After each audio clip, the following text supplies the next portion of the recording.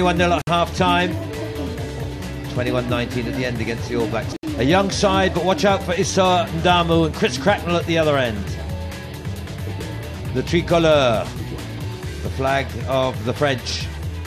Well, so just a couple more in the second full round as England just switch it with Barrett to Young to Gollings. Very creative, elusive player, playing out of Australia these days. Went a bit loose then, Barrett picks up. To Gollings again, to Ndamu, Vickerman out wide, trying to pirouette through the tackle, didn't work, but the ball is still in England's hands. Gollings to Cracknell, Chris Cracknell onto Young. Mickey Young has slipped the tackle, got an offload into Chris Cracknell, and the man from the Exeter Chiefs club certainly risen to the task of the England Sevens. It only played at the back end of last season a couple of times, and this 24-year-old has got not just the pace, and France lifting their game as they always seem to do when they come up against the men from across the channel. 7-0 at half-time. Let's listen in. It seems to be a very happy relationship, and it's reflected in the way the team have performed already under their management. And Ben Ryan, a couple of seasons now, and England making big headway, wanting to get back to the very top. Cup final at the back end of last season in Edinburgh. Meanwhile, they've got to overcome a gritty France here, back from Combezou to Eddie Labarthe from Aix. Kevin Barrett standing deep, takes it well. Players come behind him. Oh, he's found a gap here. He's on his own at the moment. No, he's not. He's got Gollings, who's belted up the middle to support him, and he takes it under the post. Scored in the opening game against Tunisia, and now 160th try for England. Remarkable record. His first appearance in the England Sevens squad was in the very first season, 10 years ago in Paris in 1999. Has played in half a dozen clubs around the world, but is currently with Gold Coast Breakers in the Gold Coast of Australia. Adds the conversion points, as he invariably does, and it stretches England to a 14-point lead.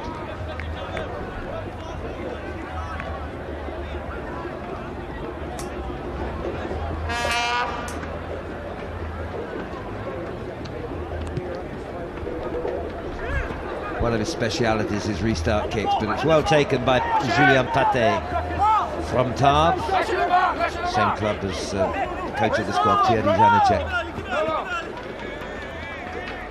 Mr. Sevens in France, but he's seeing his side now being outgunned a little as the ball comes from Gollings to Biggs, Tom Biggs from Leeds Carnegie. Another comparative newcomer, but has shown great aptitude for this form of the game.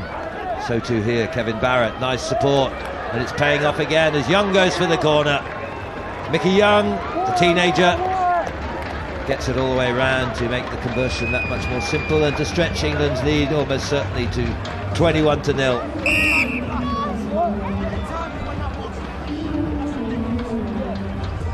Well, Mickey Young has come through the Sevens game as an academician at Newcastle Falcons, and was with the Newcastle squad when they won the Middlesex Sevens, so he knows the game.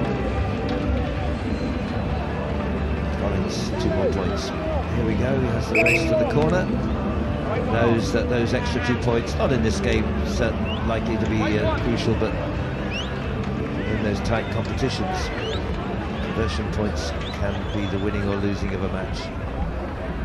England make some substitutions. Off goes Issa Ndamu.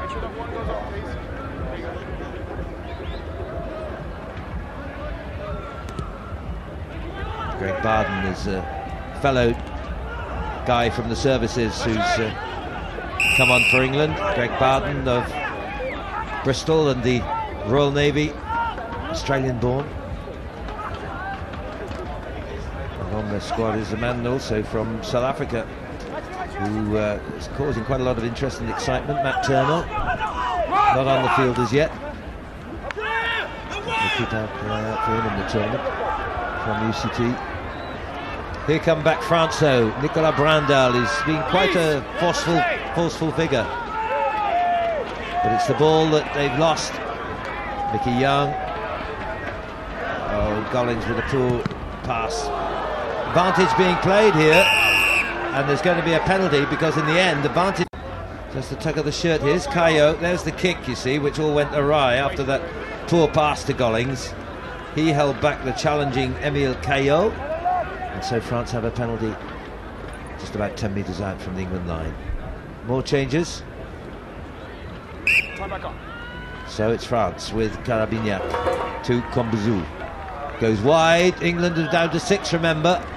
It's a poor pass. Advantage being played again. That's all right, it's gone backwards. Has it not? Well, I thought it had. But the referee's there, he makes a decision, that's what counts.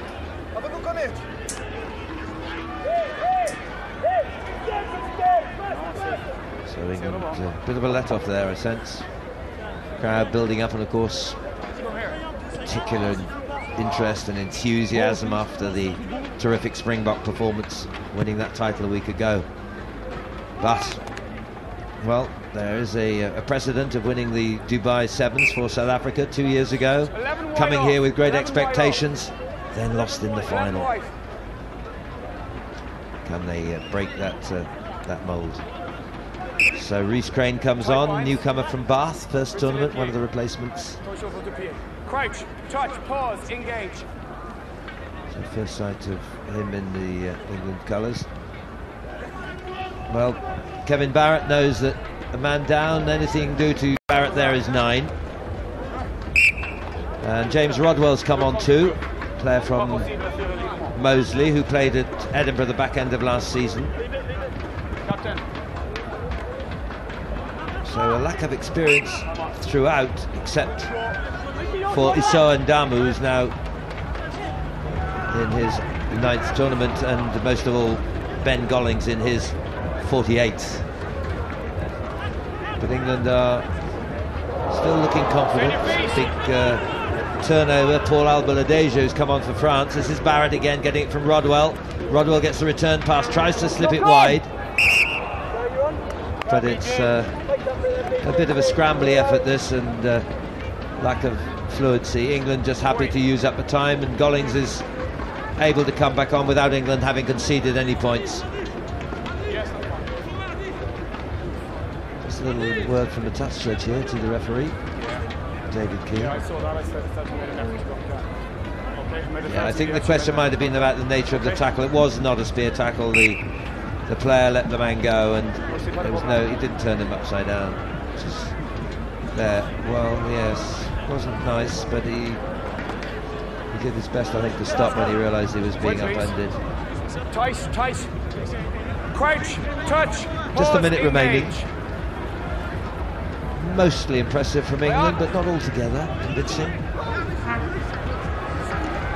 France on the breakout, something that they have a habit of doing. Player hasn't got the punch there, and Carabignac. Could be a try still though for Caillot. He gets it. Well, they deserve that one. Big of a question mark over whether Carabignac was sort of pushed away in the chase after he'd kicked the ball through. So I think justice was done there for sure.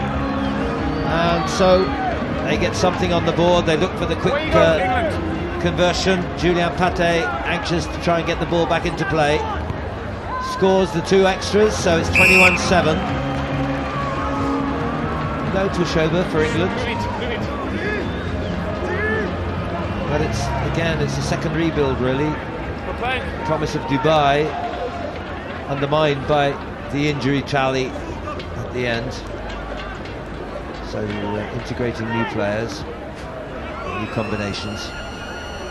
There is the hooter. They've got the ball in play again. England will just want it out of play.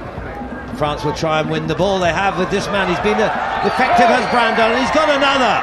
Has he got another? It's a knock on. So advantage will be played. It comes back to Brandel. No advantage in that sense to France. Brandel had a chance.